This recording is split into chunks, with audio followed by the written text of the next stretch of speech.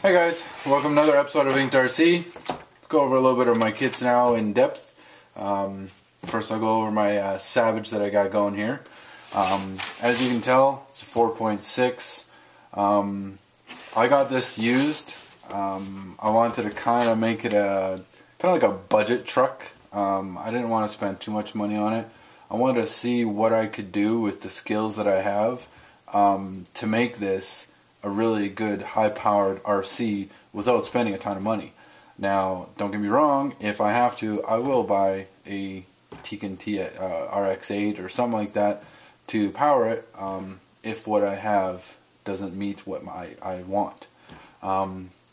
So, as you can see, we'll start with the wheels.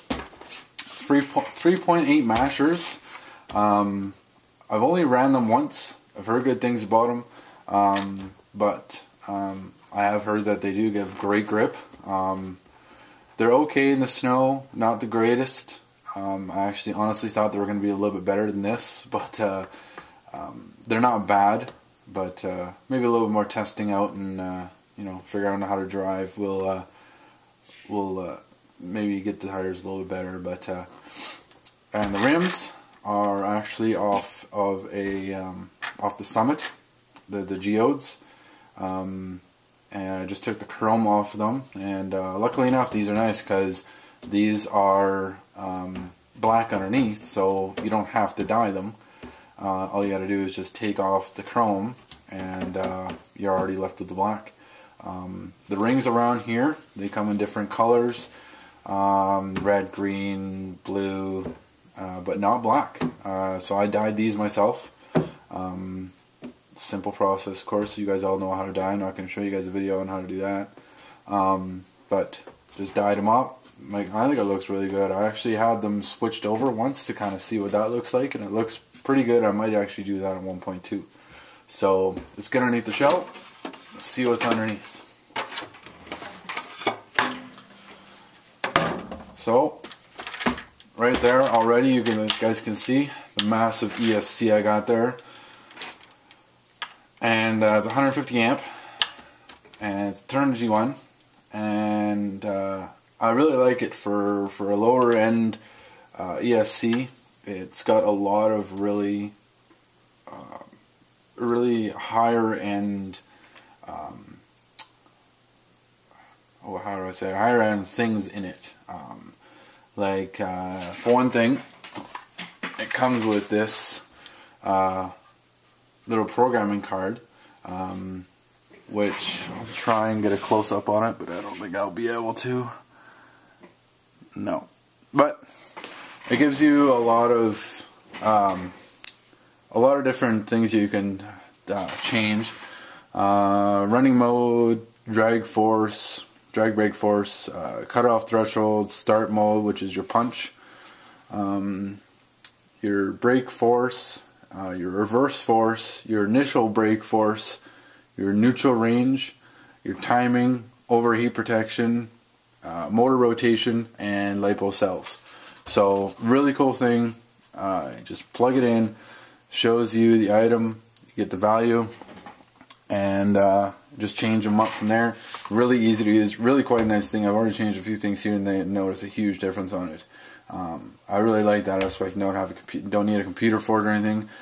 Just plug it in, touch a few buttons, press OK, unplug it, plug it back in, and it's a completely different system almost. So that's one thing I was really quite impressed that Turnigy had. That it's nice. It's easy to use, and it's just plug and play thing. So at that, as well as I already waterproofed it a little bit as well. But around the edges between the base and, it's kind of hard to see here, I'll bring you guys a little bit closer here. In between the base and the top here, there's a silicone gasket almost, and it works well. It's supposed to seal up, I guess, and kind of keep a little bit of a seal on it. But I actually had taken it apart and put some rubber or liquid electrical tape in there to help it out just in case. And then around it, I just put some silicone, clear silicone around there, around here by the capacitors, just in case. And it's got a nice big giant fan on it. It's kind of hard to tell, you know, without actually looking at it. But it's really quite big, and it's quite an impressive little unit actually for the price. The motor's just down in here. It's a low center of gravity style, and it's a very punchy motor, that's for sure. Put the single speed conversion in here. Pretty much a have-to thing to do with these units. The on-off switch is right here. Right there. I just put a little piece of, actually this is off of a glove, rubber glove. Just cut that to size, zip tied it on there, and it's solid and it's waterproof, and I can still switch it on and off. And the motor mount right under there, kind of hard to see. Oh, yeah, you can see it there. And that is from, oh wow, I totally forgot who that's from now. It's a really good motor mount though. It fits really well, and it was a little bit of a pain to get in there, but not too bad, and it works out pretty good. As you can see, this is where they normally sit, right around there, so right, somewhere around there. But this is where it sits because of the weight in here of all the stuff that's in the kit. That's what the battery's in, and even without the batteries, it does sink down quite a bit. I even have 80 weight shock oil in here, you know, to kind of help with the dampering, but I just need new springs. Really, I just need new shocks. There's a few different options of them. The LST conversion ones. I've actually seen some people do the Baja ones up to 5B or the 5T. Those will fit on here. And there are some big bore ones that HBI comes out with as well. I don't remember though if those have the threaded shocks. I don't know if they're threaded or not, because I hate these clips that go in there. And I mean, the only thing I do like about them is that when you put them in, at least they're all the same all the way around, and you don't have to measure them with a caliper on how you know, the difference in sizes all the way around. But I think these things are just a pain in the ass because you can't actually get all the way down here, and if you want to go a little bit lower and get a stiffer suspension and stuff like that, I just don't like them.